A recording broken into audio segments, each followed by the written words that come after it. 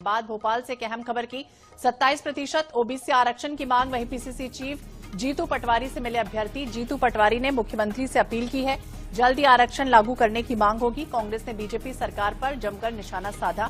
कहा, ओबीसी युवाओं को जानबूझकर वंचित रखा जा रहा है।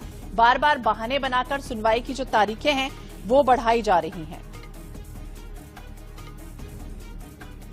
ओबीसी आरक्षण को लेकर लगातार विवाद जो है वो छिड़ा हुआ है और ऐसे में ये भी कहा जा रहा है कांग्रेस लगातार विरोध कर रही है। 27% ओबीसी आरक्षण को लेकर लगातार जिस तरह से हाल ही में सुनवाई हुई थी 27% आरक्षण देने को, लेकिन मध्य प्रदेश सरकार की तरफ से वकील मौजूद नहीं थे, ये भी जानकारी मिली है।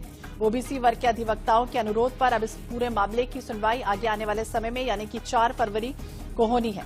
तो ऐसे में लगातार कांग्रेस भी आरोप लगा रही है बीजेपी पर। कांग्रेस ने बीजेपी पर आरोप लगाया कि ओबीसी युवाओं को जानबूझकर इससे वंचित रखा जा रहा है।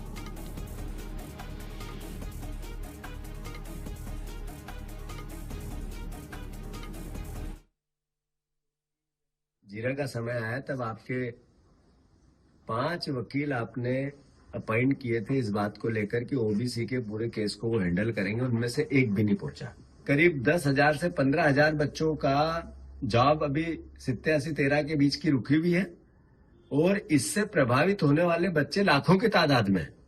अगर आप इस भावना को नहीं समझेंगे कि इन बच्चों की वेदना सरकार की वेदना है, इन बच्चों के माँ बाप पेट काट काट कर कई बच्चे इसमें ओवर एज हो गए, जो माता पिता इस आस में कि मेरे बेटे की नौकरी लग जाएगी खून के आंसू रो रहा है।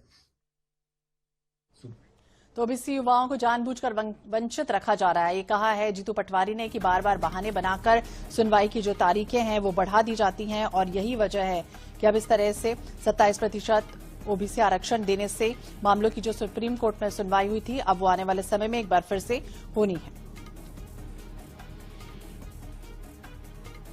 तो सरकार ओबीसी को 27% आरक्षण दिलाने के लिए प्रतिबद्ध है। मध्य प्रदेश सरकार की ओर से हाल ही में कहा गया कि सरकार ओबीसी को 27% आरक्षण देने के लिए प्रतिबद्ध है। सुप्रीम कोर्ट में सुनवाई के दौरान additional solicitor general KM Nataraj standing counsel भी वहां पर मौजूद रहे। लगातार विरोध जो है वो शुरू हो चुका है। कांग्रेस लगातार आरोप पे आरोप लगा रही है कि सरकार बार बार जानबूझकर इस तरह की स्थितियां पैदा कर रही है जिससे ओबीसी आरक्षण जो है वो समय पर नहीं मिल पा रहा। और अब